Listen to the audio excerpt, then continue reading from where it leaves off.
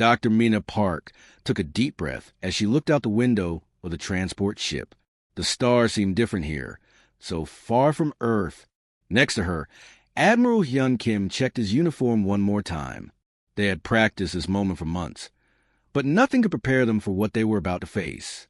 The Galactic Council had been watching Earth for 50 years. They knew about human wars, human technology, and human dreams of reaching the stars. Finally, they had sent a message. Come to Kepler Prime. We will discuss your future. Every human on Earth held their breath. This was it. Humanity's chance to join the galaxy.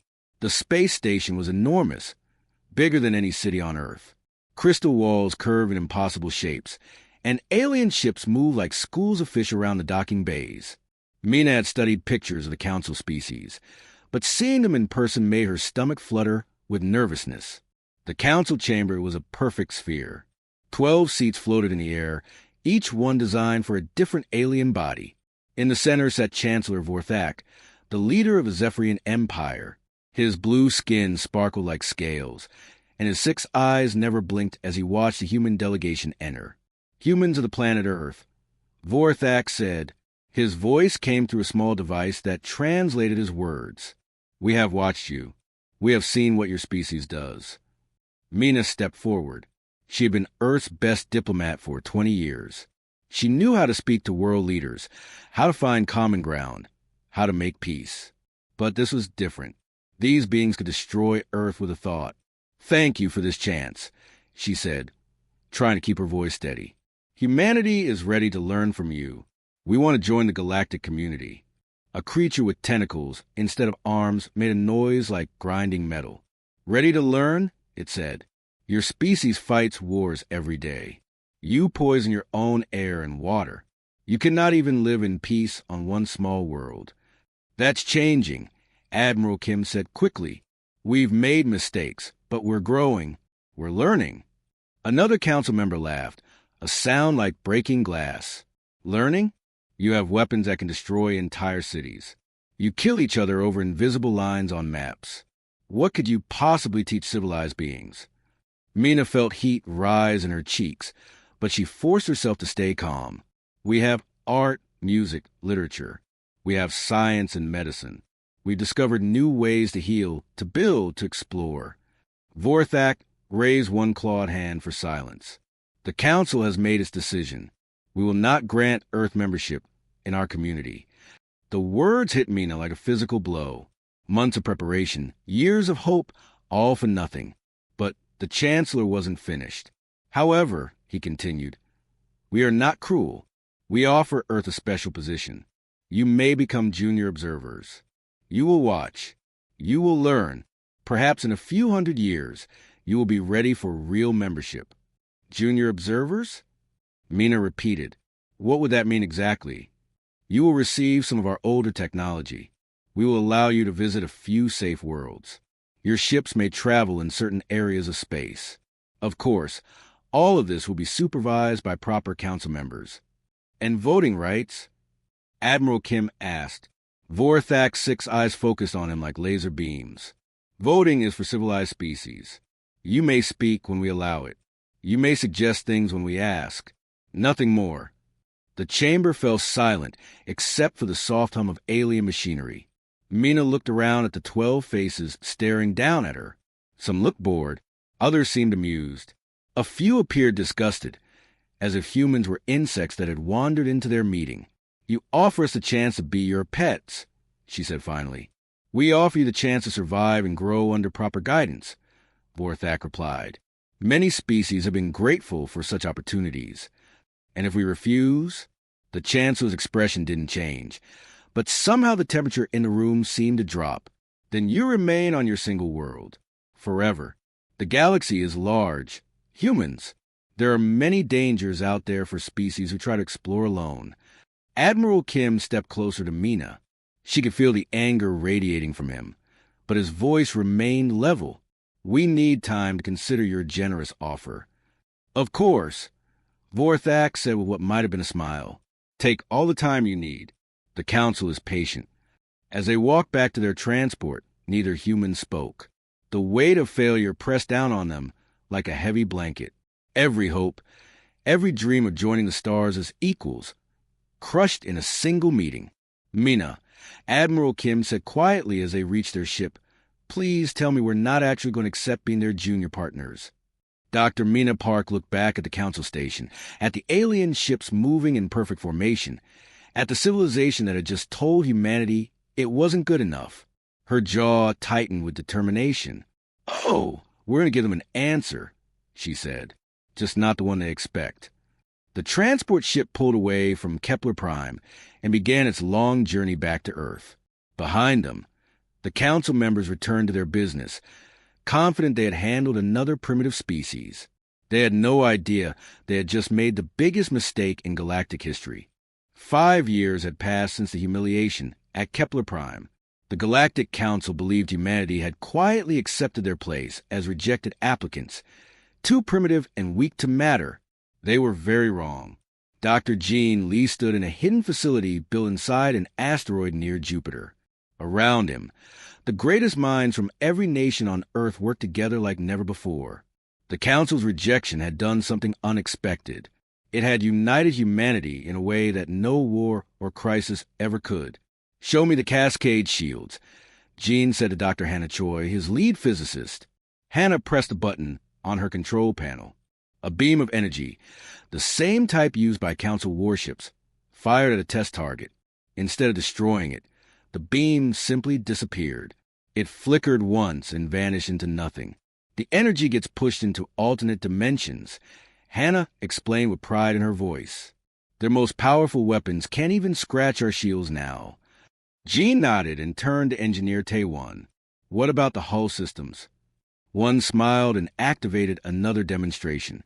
On the screen, they watched the human spaceship change shape, like liquid metal. Wings folded into the hull. Weapons moved to different positions. The entire ship reconfigured itself in seconds. "Our ships can adapt during battle," one said. "The Council builds their vessels the same way for thousands of years. Rigid, predictable. Our ships learn and change." Admiral Kim entered the command center, and everyone fell silent. In 5 years, he had changed from a diplomatic officer to the commander of humanity's secret fleet. His eyes held the hard edge of someone who had seen too much and planned for worse. "Status report," he said simply. 300 ships completed and tested," reported Commander Yuki Sato, "all equipped with quantum tunnel drives. We can reach any point in the galaxy faster than Council ships can detect us." Jean pulled up a holographic star map. Red dots marked every Council world. Green lines showed the hidden routes human ships could take to reach them all simultaneously. "The Omnipresence Gambit is ready," Jean said. "We can appear above all 12 Council homeworlds at the same time. They'll never see us coming." Admiral Kim studied the display. Each dot represented billions of alien lives, entire civilizations that had dismissed humanity as worthless. Soon they would learn what happened when they underestimated a species that refused to quit. Dr. Mina Park, now carrying the title Ambassador General, reviewed intelligence reports at another station. For 5 years, human agents had been secretly studying every Council species. They knew which planets were most important, which defenses were strongest, which leaders made the real decisions. "What about the other species?" she asked. "The ones the Council rejected or keeps under control?" A young analyst named June Park pulled up another display. "We've identified over 200 species that the Council has denied membership, another 100 that they keep as junior partners, just like they want to do to us. And many of them hate the Council," June said quietly. "They've been waiting centuries for someone strong enough to challenge the system." Mina smiled for the first time in months. The Council thought they were dealing with primitive humans who would be grateful for scraps. They had no idea humanity had been building something far more dangerous than weapons or shields. They had been building hope. In the engineering bay, one showed Admiral Kim the newest human warships. They looked nothing like the elegant Council vessels with their smooth curves and perfect symmetry. Human ships were chaos-made metal. Weapons stuck out at odd angles. Armor plating overlapped in strange patterns. Every ship was different, built by different teams with different ideas. "They're ugly," Kim said honestly. They're effective, one replied. Council ships all look the same because they all think the same. Our ships reflect human creativity. No two are identical. In battle, the enemy won't know what to expect. In the quantum physics lab, Hannah was working on humanity's greatest secret. She had discovered something the Council had never imagined. Their technology was advanced but predictable. It followed rules that had remained unchanged for millennia. Human technology broke those rules. We don't just copy what they do, she explained to Jean. We take their physics and twist it in ways they never considered. Their weapons work in 3 dimensions. Ours work in 7. Their shields block energy. Ours redirect it to power our own systems. Jean looked at the test results with satisfaction. Every human innovation was built on a simple principle the Council couldn't understand. When someone tells you that you can't do something, you find a way to do it anyway. The final piece of the preparation was the most important. Ambassador General Park stood before a secure communication array, speaking to representatives of dozens of species the Council had rejected or oppressed. We're not asking you to trust us, she said to the assembled alien faces on her screen. We're asking you to trust yourselves. The Council says you're not ready for equality. We say you've been ready for centuries. One by one, the alien representatives agreed to the plan. When the time came, they would be ready. As the 5th anniversary of humanity's rejection approached, Admiral Kim gathered his senior staff for a final briefing. Tomorrow we stop asking for permission, he said quietly.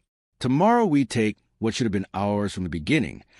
Outside the asteroid facility, human ships moved silently through space, invisible to Council sensors. The galaxy was about to discover what happened when you told humanity they weren't good enough. They were about to learn that sometimes the best way to get a seat at the table is to build your own table. Chancellor Vorthak was enjoying his morning meal when the alarm started screaming. His 6 eyes looked up from his food as his aide burst into the room, tentacles waving in panic. Chancellor, we have a situation. The aide gasped. Human ships. They're everywhere. Vorthak set down his eating utensil slowly. Explain everywhere. All 12 Council worlds, sir. Human vessels appeared simultaneously above every homeworld in the galaxy. We don't know how they got there. The Chancellor's blue scales darkened with anger as he rushed to the command center. The main display showed tactical readings from across the galaxy. Above Zephyrian Prime, sleek human ships hung motionless in orbit. The same scene repeated on 11 other worlds. Impossible! Hissed Council Meshtar through the communication array. Her tentacles coiled with agitation as she spoke from her own homeworld. No species has faster-than-light travel superior to ours. We would have detected them approaching. Yet here they are, said another council member, his voice tight with fear. Vorthak studied the displays. The human ships made no aggressive moves. They simply existed where they should not have been able to exist. It was a message, he realized, a demonstration of power that said more than any weapon could. The main screen flickered and Admiral Kim's face appeared. The human looked exactly as he had 5 years ago, but his eyes held a confidence that made Vorthak's stomach clench with worry. Esteemed counselors, Kim said calmly, humanity formally requests an emergency session to discuss our membership application. You dare threaten us? Vorthak roared, his claws extending. You pathetic primitives think your little trick impresses us? We will blast your ships into space dust. Kim's expression didn't change. You're welcome to try, Chancellor. What happened next shattered everything the Council thought they knew about warfare. Zephyrian battle cruisers, the most advanced warships in the galaxy, opened fire on the human vessels. Energy beams that could vaporize mountains struck the human hulls and simply disappeared. Impossible, Meshtar whispered as her own ships failed to damage the humans. Our weapons should cut through any known material. Your weapons work in 3 dimensions, Kim explained matter-of-factly. Our shields operate in 7. The energy you're firing at us is being redirected to alternate dimensional pockets. You're essentially shooting at empty space. Counselor Zarek tried a different approach. Fall back. All ships withdraw at a safe distance. His fleet tried to retreat, but their ships wouldn't move. Some invisible force held them in place like insects trapped in amber. Gravity anchors. Kim said helpfully, we're manipulating the space-time around your vessels. You'll remain exactly where you are until we decide otherwise. Vorthak felt something he hadn't experienced in centuries. Fear. Real, cold fear that made his scales ripple with nervous energy. What do you want? He asked, trying to keep his voice steady. Ambassador General Park is en route to Kepler Prime, Kim replied. I suggest you listen to what she has to say. Oh, and Chancellor? Don't even think about calling for reinforcements. We know exactly where every council ship is located. They're all experiencing similar difficulties. The transmission ended, leaving the council in stunned silence. 3 hours later, Dr. Mina Park entered the same crystal chamber where she had been humiliated 5 years earlier. But everything was different now. She wore the formal uniform of Earth's diplomatic corps, and her honor guard followed in powered armor that made them look like walking tanks. She wasn't a supplicant anymore. The council members sat in their floating seats, but their usual arrogance was gone. They looked like what they were, leaders whose power had just been proven meaningless. 5 years ago, you offered humanity junior observer status. Park began, her voice carrying absolute confidence. Today, I'm here to discuss the terms of your surrender. The chamber erupted in outraged alien voices, but Park continued over the chaos. Your reign of technological hoarding and systematic oppression ends now. The question is whether you step down peacefully or force us to remove you. Vorthak leaned forward in his seat, his 6 eyes blazing with fury. You think your parlor tricks make you our equals? We have ruled this galaxy for 2,000 years. Our combined fleets number in the tens of thousands. We will crush your pitiful species like the insects you are. Park smiled. It was the same cold smile Admiral Kim had worn during his transmission, and it made several council members shift uncomfortably in their seats. Actually, Chancellor, I'm counting on you trying exactly that, she said. My military advisors have prepared quite the reception for your fleets. You're insane, Meshtar said, her tentacles writhing. You cannot fight the entire galaxy. We're not fighting the galaxy, Park replied calmly. We're fighting you. There's a difference. She activated a portable holographic projector. Images filled the air around the council seats, showing scenes from across known space. On dozens of worlds, alien species that had been denied council membership were holding rallies. The crowds chanted in different languages, but translators made their message clear. Freedom, equality, justice. While you've been ignoring us, we've been talking to them, Park explained. All those species you rejected, all those civilizations you keep under your control. They're very interested in what we have to say. Vorthak's scales turned pale. What have you done? We've given them hope, Park said simply. And when your fleets move against Earth, they'll discover that hope can be a very dangerous thing. The council chamber fell silent, except for the soft hum of alien technology. Outside, human ships continued their patient orbit, waiting for the galaxy to make its choice. Change was coming whether the council wanted it or not. The largest fleet in galactic history emerged from hyperspace around Earth's solar system. 10,000 warships from 12 different species, led by Chancellor Vorthak's massive flagship. The combined firepower could turn entire planets to dust. Every council leader was certain this would end humanity's rebellion in hours. They found the solar system almost empty. Only one small human ship waited for them. This is Commander Yuki Sato of the Terran Liberation Fleet. Came a calm voice over the communication channels. Before you begin your attack, you might want to check what's happening back home. Vorthak's 6 eyes narrowed with suspicion. What trick is this? No trick, Chancellor. Just information. Holographic displays materialize around the council fleet, showing real-time images from across the galaxy. Vorthak's confident expression crumbled as he saw the truth. His home world was under attack. So was every other council planet.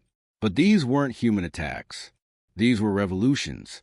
On Kelvari Prime, a species the council had rejected for being too emotional, rebel fighters used advanced human weapons to storm government buildings. The Kelvari had been waiting 300 years for this chance. On Thorkin worlds, the chaotic, species the Council had dismissed was broadcasting stolen Council secrets across open communication channels. Every dirty deal, every oppressive treaty, every lie told to keep lesser species in line. The Bendari, whose mineral wealth had been exploited for centuries while they were denied proper technology, had seized the mining platforms that power the galactic economy. Their rebellion cut off the resources that kept Council worlds running. Impossible! Meshtar hissed through the fleet communications. How did you contact so many species without us knowing? Dr. Park's voice answered from somewhere in space. 5 years of careful diplomacy, Counselor. While you assumed we were sitting quietly on Earth, we were building something you never understood. We were building alliances. The tactical displays showed the scope of the revolution. Over 300 species were rising simultaneously. Every world that had been rejected by the Council, every civilization forced into unfair treaties, every race that had been told they weren't good enough for galactic society. All of them now fought with advanced human technology. Admiral Kim's face appeared on Vorthak's main screen. Your military is scattered across hundreds of battlefronts, fighting enemies who know your weaknesses better than you do. Meanwhile, your home worlds are defended by skeleton crews. The Zephyrian Chancellor watched his empire crumble in real time. The Kelvari had broken through the quantum barriers protecting his capital city. Their emotional nature, which the Council had called a weakness, made them fearless fighters who couldn't be intimidated. The Thorkin rebels had turned their chaotic thinking into a weapon. Their unpredictable tactics confused Council forces who were trained to fight in rigid formations. Every standard strategy failed against enemies who refused to follow the rules. You destroyed everything. Vorthak screamed at the display. 2,000 years of peace and stability gone. Your peace was built on fear, Park replied. Your stability required keeping entire civilizations oppressed. We're not destroying peace, Chancellor. We're destroying tyranny. Reports flooded in from across the galaxy. The rebellion was surgical in its precision. Human intelligence had spent 5 years identifying every weakness in Council authority, every point of resentment among subjugated races. The Frenari, whose scientific discoveries had been stolen and claimed by Council species, had sabotaged the research stations that kept Council technology advanced. Without their hidden contributions, Council weapons began failing. The Galathi, forced to serve as translators and diplomats for their linguistic gifts, had corrupted the communication networks. Council fleets couldn't coordinate their responses because their orders were being scrambled or delayed. Commander Sato's small ship broadcasted footage from the rebellions. Council members watched their perfect society collapse as species after species declared independence. The neat, orderly galaxy they had ruled for millennia was becoming something wild and unpredictable. This is chaos, Counselor Zarek said, his voice shaking. Without central authority, the galaxy will tear itself apart. Maybe, Admiral Kim admitted, but at least it will be their choice. You never gave them that option. The revolution had another element that terrified the Council more than military defeat. The rebelling species weren't fighting alone. They were helping each other. Kelvari motion-based technology was being shared with Thorkin engineers. Bendari mineral expertise was helping the Frenari build better weapons. Galathi communication networks were coordinating attacks across vast distances. They're learning to work together. Meshtar realized with horror. Without us controlling them, they're becoming stronger. That's the point, Park said.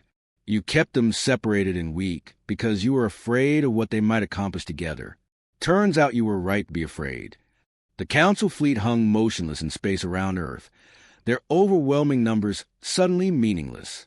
Their homeworlds burned behind them.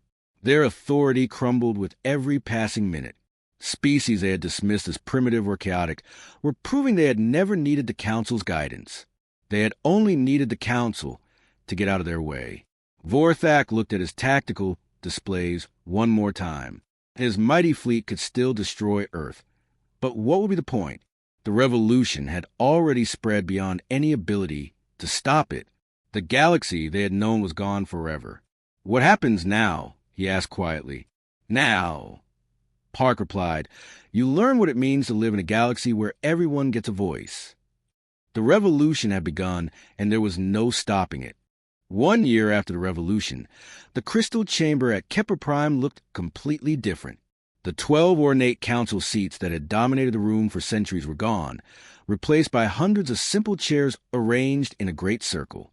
Representatives from species across the galaxy filled every seat, speaking in dozens of languages that blended together into a harmony of voices. Ambassador General Park stood at the center of the circle, no longer the desperate diplomat who had begged for acceptance 5 years ago. Around her sat beings who had never been allowed to speak as equals before. The Kelvari scientists whose emotional insights had revolutionized medicine. The Thorkin artists whose chaotic designs now decorated diplomatic buildings. The Bendari engineer whose mineral knowledge was freely shared instead of stolen. The old council offered humanity a seat at their table. Park said in the new universal language that had emerged from interspecies cooperation. We said no thank you. Instead, we built a table big enough for everyone. The Galactic Federation worked on ideas the previous rulers had never understood. Technology was shared freely between all species.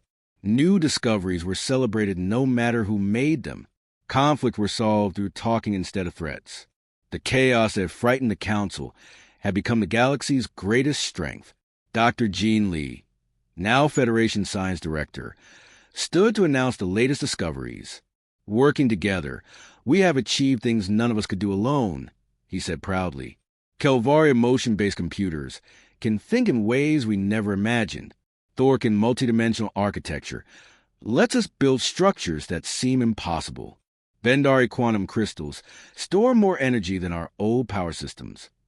In the audience, former council members sat quietly among the representatives they had once ruled. Some had fled to the edges of the galaxy, refusing to accept the new order. Others had tried to fight the revolution and lost everything. But a few had chosen a different path. Counselor Reska, who had once dismissed humanity as too chaotic, now worked with Thorkin engineers to improve space travel. She had discovered that chaos wasn't weakness. It was creativity in action. Admiral Kim commanded not just human ships anymore, but Federation Navy where former enemies served side by side. The rigid formations that had made Council fleets predictable were replaced by flexible tactics that could adapt to any situation. Kelvari pilots flew with Thorkin navigators. Bendari engineers worked with human technicians. Their different ways of thinking made them stronger together. We've had disagreements, Kim reported to the assembly. Humans and Kelvari argue about military emotions. Thorkins and Bendari have different ideas about ship design. But those arguments make us better. When everyone thinks the same way, you get the same results. When everyone thinks differently, you get innovation. The changes went deeper than technology and military tactics. On New Geneva Station, children from dozens of species played together in the gardens. They spoke a pidgin language that mixed words from across the galaxy, creating new ways to express ideas that no single culture had imagined. Dr. Hannah Choi, now head of the Federation's education program, watched the children with wonder. They don't see differences as problems to solve, she observed. They see them as tools to use. A Kelvari child feels emotions in music that others miss. A Thorkin child sees patterns that adults overlook. A Bendari child understands the deep structure of crystals and stones. Together, they're creating art and science we never dreamed possible. But the greatest change was visible through the observation deck's windows. Former Chancellor Vorthak stood there alone, watching the bustling activity of the station. The once mighty leader was now a refugee, granted asylum by the same humans he had once dismissed as primitive. His 6 eyes reflected a galaxy he no longer recognized. Ships from hundreds of species moved through space together, their designs a wild mix of different technologies and ideas. Communication channels carried voices and languages the old council had tried to suppress. Trade flowed freely between worlds that had been isolated from each other for centuries. We were wrong, he whispered to himself, his voice barely audible above the station's ambient noise. They were never primitive. They were just different. And I was too proud to see that different could mean better. Through the transparent walls, he could see Ambassador General Park addressing a group of young diplomats from various species. She was teaching them the principles that had made the Federation possible. Listen before you judge, cooperate instead of control, and always remember that diversity is strength. The old way was easier, Park was saying. One species makes all the decisions. Everyone else follows orders. No arguments, no chaos, no complications. But easy isn't always right. The hard way, the messy way, where everyone gets to participate, that's how you build something that lasts. One of the young diplomats, a Kelvari whose scales showed curiosity patterns, asked, "What if the old council tries to return? What if they rebuild their fleets?" Park smiled, the same confident expression that had once unsettled council members. "Let them try. They'll be fighting against 300 species who have tasted freedom. They'll be facing enemies who know that working together makes them stronger than any single power could ever be. Most importantly, they'll be opposing an idea whose time has come." As the station's days cycled dim to simulate evening, beings from across the galaxy gathered in the common areas. They shared food, stories, and dreams for the future. Former enemies laughed together. Ancient grudges were set aside in favor of new possibilities. Humanity had been denied a seat at the table, so they built a better table and invited everyone to join them. The galaxy would never be the same.